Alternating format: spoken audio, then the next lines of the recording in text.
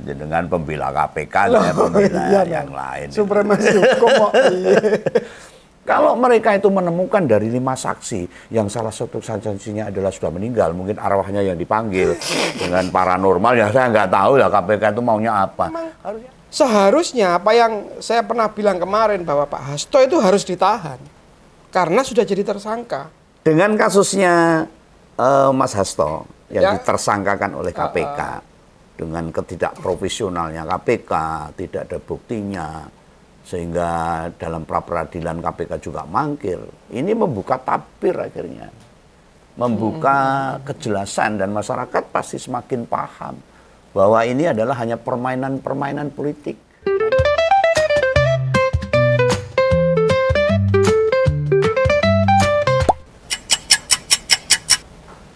Wah, Ketemu lagi nih. iya. Aduh, sehari kemarin tak cari loh. Saya. Iya, Untuk ini apa? mau tak ejek. Mesti gara-gara kemarin itu toh. Berita itu toh, Pak. Iya. Aduh, kacau. Mau tak kasih tahu nih.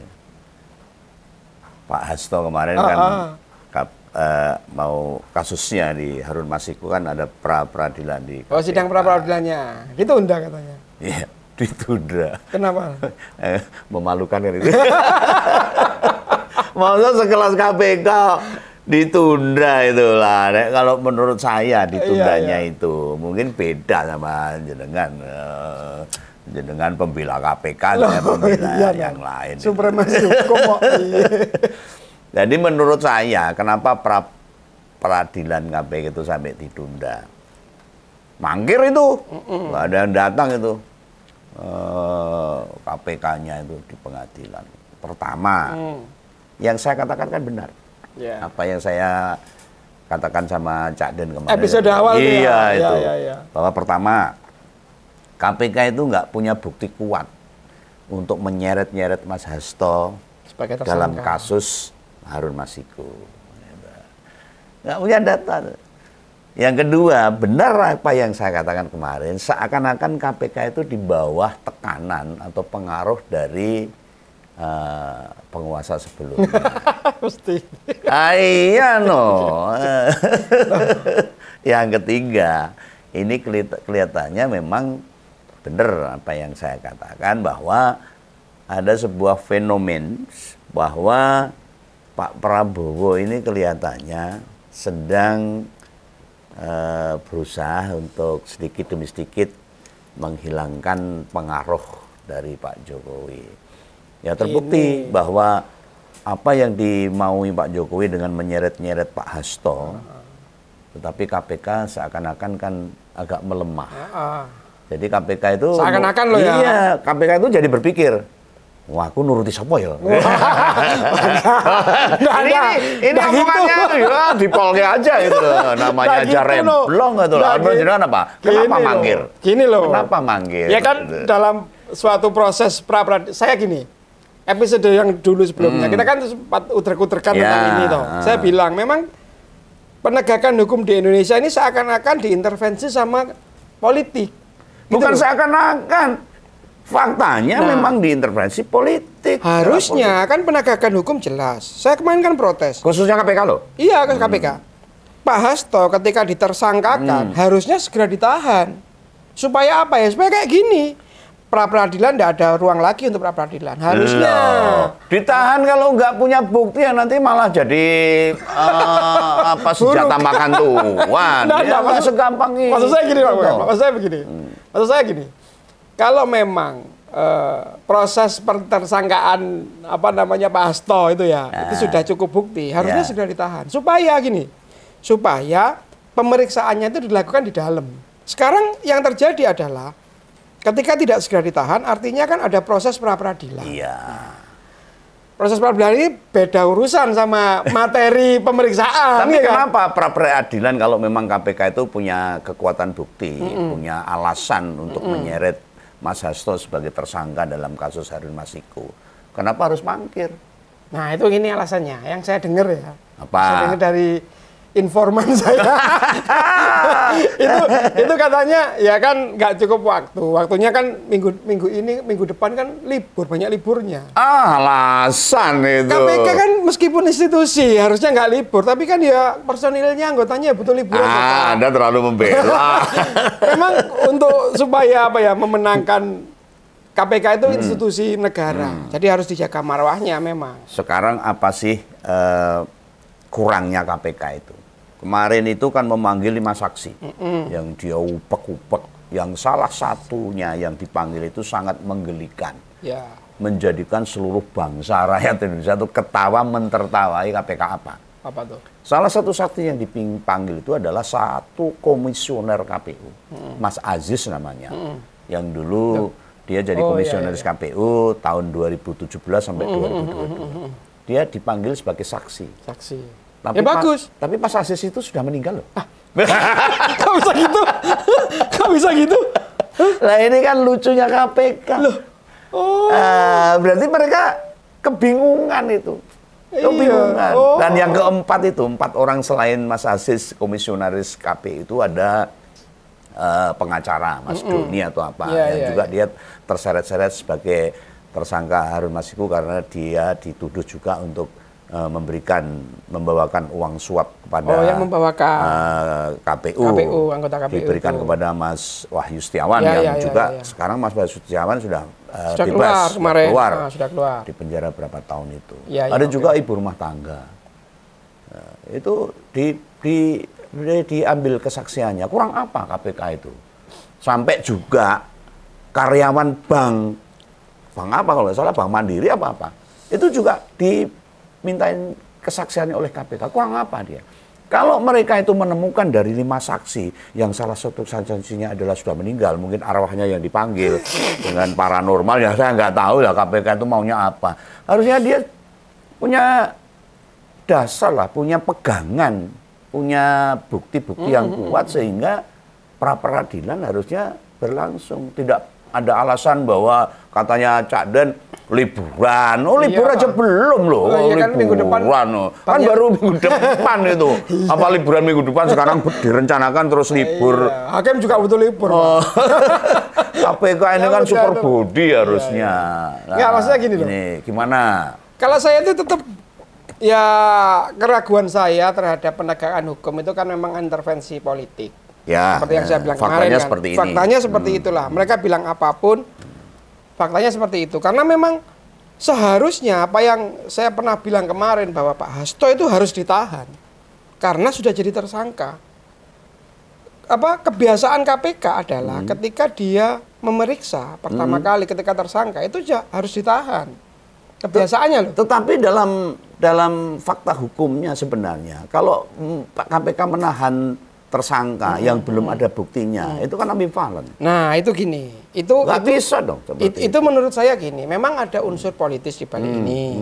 Jadi seakan-akan KPK itu tidak sepenuh hati gitu, atau masih berhitung tentang resiko-resiko politik terhadap penguasa atau majikan dari KPK. Ya, berarti kan benar toh bahwa dia ada tekanan intervensi dari penguasa sebelumnya menjadi tangan panjang untuk menghancurkan musuh-musuh dari penguasa yang kemarin itu. Ini menurut ekstrim pandangan Begawan saya loh. Nah, berarti menurut saya gini. Menurut Pak Begawan apakah proses dari pentersangkaan Pak Hasto itu salah sejak awal? Ya sebenarnya itu kan hanya dikait-kaitkan kan. Kalau menurut saya itu sebenarnya kalau Jokowi itu tidak berseteru dengan PDIP atau tidak mengkhianati PDIP, tidak berperang, maka sebenarnya kasus Mas Hasto itu tidak perlu terjadi. Itu murni kesalahan dari Harun Masiku yang ingin dia jadi anggota DPR dengan cara memanfaatkan celah-celah untuk menyuap KPU. Nah KPU. Itu aja sebenarnya tidak ada hubungannya dengan Mas Hasto. Sekarang apa sih kepentingan Mas Hasto untuk membackup si Harun Masiku? Dia bukan kader PDIP loh. Yang pertama bukan kader PDIP, dia kader Demokrat. Yang kedua suara yang dia peroleh yang mau digantiin itu loh. Itu dia cuma 5.000. Itu kalau suara di DPR Dikit kota ya, aja nggak anu lah, DPR Lebih ya? DPRD provinsi aja itu nggak cukup itu. Itu DPR pusat hanya 5.000. Yang kedua, dia di dapil yang sebenarnya tidak punya kredibel untuk dipilih di dapil setempat. Kurang keren lah. Kurang keren Iya, toh. iya. Apa sih kepentingan Mas Hasto untuk membackup si Harun Masiku ini? Sebenarnya kalau awalnya itu Pak Jokowi itu tidak ada perseteruan dengan PDIP, kasus Mas Hasto itu sebenarnya nggak perlu ada. Iya. Jadi menurut saya malah gini sekarang ya. Sekarang dengan adanya kasus ini, saya sepakat dengan Pak Begawan bahwa ada ketidakprofesionalitas Betul. dari Pertama, KPK. tidak profesional. Tidak profesional. Ya. Kita pikirkan dulu deh masalah kenapanya atau politiknya ya. Tapi yang saya lihat adalah ketidakprofesionalan dari KPK ini membuat negara ini jadi kayak gini, horak gini loh. Horak ya. Jadi bingung loh, kok gini sih? Padahal masyarakat jadi bertanya-tanya. iya, ada apa nih lalu sebetulnya? Ada kebingungan itu. Apalagi kalau kita kaitkan dengan politik. Hmm. Kasus-kasus selama rezim ini mulai terkuak semua ya kan. Nah, Ya, iya. jadi kadang-kadang saya berpikirnya bahwa apakah ini jadi kuncian ya? Apakah ini jadi apa ya, bargain ya dari pemerintah yang sekarang Pak Prabowo dengan Pak Pemerintah Jokowi. sebelumnya, gitu. Dengan Pak Jokowi. Dan menurut saya bahwa Pak Prabowo ini semacam ingin menjauhkan diri dari bayang-bayangnya Pak Ya, Jokowi. ya, Saya sepertinya tidak seperti mau, itu. saya tidak mau manut kamu terus. Kamu Ya. juga sudah bukan siapa-siapa lagi, tidak punya kekuasaan, meskipun masih disukai kan gitu. Nah ini kan jadi politis. Disukai orang yang dulu pernah suka tetapi belum punya kesempatan untuk suka gitu loh. Kalau yang kita-kita ini yang pernah gitu tahu sebelumnya ngapain. Nggak mau lagi lah. Ini dengan kasusnya Mas Hasto yang ditersangkakan oleh KPK. Dengan ketidakprofesionalnya KPK, tidak ada buktinya, sehingga dalam pra-peradilan KPK juga mangkir. Ini membuka tabir akhirnya.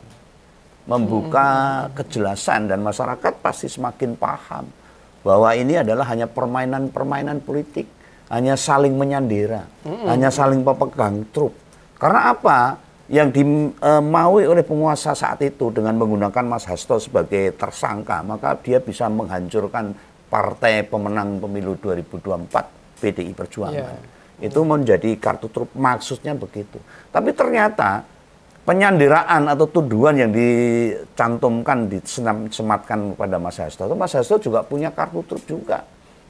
Yang kabarnya ada sebuah rahasia rekaman yang dibawa Mbak Koni di Rusia. Ini kan bisa masyarakat jadi ini ada apa sih? Dan Pak Prabowo nggak mau terlibat. Ya? Nah inilah uniknya politik di sini. Iya. Nah Pak Prabowo itu sebenarnya kan juga kepepet ini, kejepit di antara dua kepentingan. Ketika Pak Prabowo ini dengan Mbak Mega yang selama ini tidak pernah ada perseteruan dan mereka justru semakin mesra, semakin mesra. Bahkan kabar terakhir itu PDI Perjuangan ingin menjadi oposisi yang konstruktif. Ya, konstruktif atau mungkin oposisi tetapi membangun pemerintah itu loh. Artinya ya kalau gampangannya ya dia mau bergabung tetapi tidak di dalamnya. Ini kan membuat sebuah perasaan Pak Prabowo yang semakin kacau, gamang gitu loh. Padahal selama ini Pak Prabowo itu apapun diakui atau tidak, dia jadi presiden. Salah satunya adalah dia kan digendong Pak Jokowi. Pak Jokowi yang punya peran besar, bahkan anaknya pun harus disandingkan dengan Pak Prabowo. Lah ini dengan adanya KPK yang tidak bisa menjerat atau menangkap atau menahan Pak Hasto ini, ada pembuktian yang ini menjadi opini masyarakat atau pendapat masyarakat bahwa kepentingan Pak Prabowo dengan Pak Jokowi sudah semakin jauh. Artinya Pak Prabowo yang ada di tengah-tengah bisa saja dia memberikan kode kepada KPK, bisa saja. Dan kode itu membuktikan bahwa Pak Prabowo semakin tidak mau dibayangi oleh kepentingan-kepentingan Pak Jokowi. Karena masyarakat yang cerdas, masyarakat yang punya nalar, tahu apa yang terjadi saat ini, negara kita saat ini. kacau balonnya saat ini. Peninggalan loh, bukan yang dilakukan oleh Pak Prabowo loh. Ya kan baru aja Pak. Iya, bukan masalah makan hari. bergizi gratis dan apa. Apa yang dilakukan Pak Jokowi? IKN. Ya. Bahkan penancapan pemagaran bambu di Laut Tangerang dan Bekasi ini bukan pekerjaan, bukan ada sangkut pautnya dengan Pak Prabowo loh. Itu Pak Jokowi. Dan sudah disuruh nyabut sama Pak Prabowo. Dan Pak Prabowo turun nyabut, tegas. Disuruh Angkatan Laut, bahkan Kasal disuruh langsung. Dan Panglima TNI juga jangan berhenti, sikat semua. Bahkan, wah ini malah ke pagar laut ini. Kita ngomongkan Mas Hasto, tapi ini ada hubungannya loh. Ada benang merahnya. Ketika Pak Hasto tidak bisa dibuktikan, maka terkuak semuanya. Apa yang dilakukan Pak Jokowi selama ini dulu, sehingga sekarang mulai terbuka. Ya, kasus Mas Hasto ternyata ya kepentingannya dia. Lalu PP Muhammadiyah pun sekarang menuduh bahwa harus memeriksa Pak Jokowi tentang kasus-kasus yang sekarang terjadi, termasuk penancapan bambu di Tangerang dan Bekasi dan bahkan di Sidoarjo, Jawa Timur. Berarti gini, berarti masalahnya kan akhirnya terbukti bahwa apa namanya KPK ini ada kesan tebang pilih ya. Maksudnya, oh iya, tajam ke bawah atau memilih sarannya apa sasarannya gitu loh Pak. Kan kenapa Kak istilahnya dinasti atau kroni-kroninya dari Pak Jokowi yang lama itu tidak ada satupun yang terjerat kasus ya. Meskipun kita tahu atau kita lihat lah kasat mata, ada Blok Medan, macam-macam itulah kita tahu lah. Jet. Itu kita tahu lah. Unsur korupsi banyak, tapi tidak. Nanti kan statement saya awal kan bilang bahwa memang penegakan hukum terutama KPK masalah korupsi itu tidak lepas dari unsur politik. Iya, unsur politik dan masyarakat. Ini harusnya Pak Prabowo yang harus menegaskan ini. Makanya kami sebagai masyarakat, meskipun dulu saya tidak memilih Pak Prabowo, tetapi saat ini kan Pak Prabowo jadi presiden. Mau tidak mau kita sebagai bangsa Indonesia harus mendorong dia. Mendorong untuk memperbaiki permasalahan-permasalahan yang ditinggalkan warisan oleh Pak Jokowi. Tentunya dengan syarat kalau Pak Prabowo itu ingin membangun negara ini dengan baik, dengan menuju sempurna. Satu yang tidak bisa harus dilakukan adalah menjauh dari bayang-bayang Pak Jokowi. Supaya apa? Supaya warisan-warisan Pak Jokowi yang dulu memporak-porandakan permasalahan di Indonesia itu bisa diselesaikan oleh Pak Prabowo tanpa ada bayang-bayang Pak Jokowi. Ada keputusan MK, MA dan sebagainya. Ada OCCRP yang sekarang disematkan oleh Pak Jokowi. Harus KPK tahu dong. Lalu tugas netizen apa ini? Kalau gitu sekarang tugas netizen ini apa? Berikan masukan yang baik, yang kredibel dan membangun kepada Pak Prabowo. Apa yang harus dilakukan Pak Prabowo untuk membangun bangsa ini tanpa ada bayang-bayang Pak Jokowi. Dan kalau netizen punya pendapat, silahkan tulis di kolom komentar. Apakah KPK sebagai institusi penegak hukum di bidang korupsi itu harusnya terlepas dari segala macam tekanan, terutama dari rezim lama Pak Jokowi. Ini netizen ini. Akhirnya Cak Den mulai mengendor ini. Saya ragu jadinya ya. Nanti jangan lupa ya. Nanti ditulis ya. Terus subscribe ya. Apapun Mas Hasto menurut saya tidak ada kaitannya dengan kasus-kasus Harun Masiku secara substansial. Ini berani taruhan kita ya? Oh, berani taruhan gitu loh. Kita lihat, kita aja. Saya bukan kader, tetapi saya orang merdeka yang melihat sesuatu dengan lurus apa adanya, yang benar katakan benar, yang salah katakan salah gitu. Gimana? Kita aja netizen untuk ikut berjudi. Iya. Jangan lupa subscribe ya. Jangan lupa subscribe. Oke ya.